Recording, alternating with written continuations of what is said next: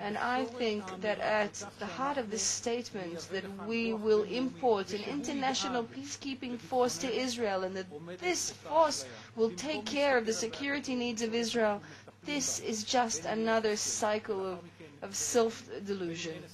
Whether we have an agreement or not an agreement, whether we have agreement and we have to deal with its conclusions, we say, let's bring an international force, and oh, thank God someone else is taking care of the problem. But this is fantasy. In no place in the world where there was a local force fighting against an agreement, no international force, no foreign force solved the problem. And we don't have to go far for examples. Look what's happening here. I can tell you that for me, it was as a young soldier, I was a paratrooper in the Six-Day War. The 102nd Division went into Gaza, and after the first fighting, we were stopped, and they said, no, there's an armistice now. Wait, there'll be a force coming very soon. They're going to walk through the railway tracks. Don't shoot at them. And I remember this. And big soldiers with turbans, I then realized they were Indians. They had their guns pointed down towards the ground. And when did the UN leave the ground? When they were needed the most. That was my first meeting with an international peacekeeping force. When the fighting started, they left. And days passed, and I became commander of the North. And UNIFIL was there.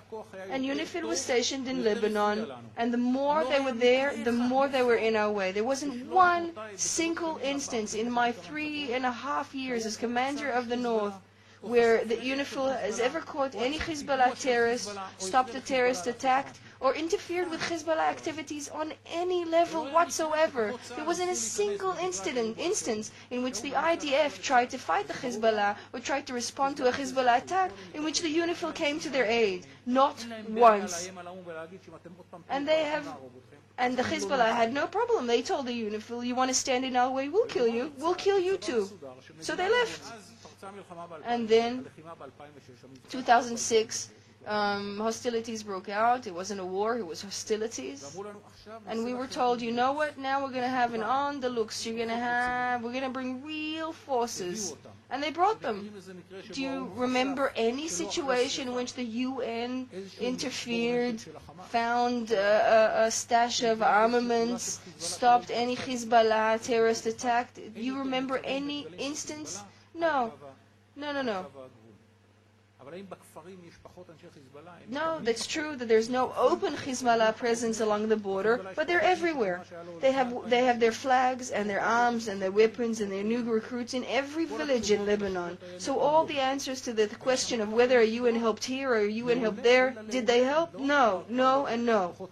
It's not just forces from some third country, from a developing country. They never helped. Zero, nada, nothing. And what are we told? We're going to bring these foreign forces and they're going to do the job for you with 15 kilometers away from Tel Aviv. So we have to rely on this. And why should we think this would be different if it was on the Jordan border? And why would we think it should be different when they need to block someone from Tulkarem and Kalkilia within the boundaries of the State of Israel? And so I think that there is some sort of illusion and perhaps a great chutzpah, a great, amazing, unbelieving demand for us to believe that we should rely on them.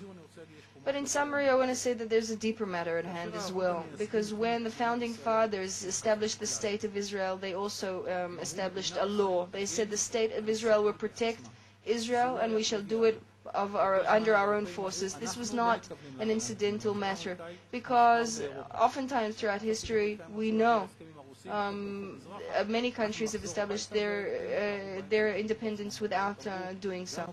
And the British, the French they've also said, you know what, you stay here, other forces should stay here and protect our independence. And in Israel, Founding Fathers of Israel understood that the legitimacy that was the foundation of the State of Israel would be that we would protect the self. And if we give up this basic law, if we rely on others to protect us for whatever reason, we are losing a part of our legitimacy as a sovereign state.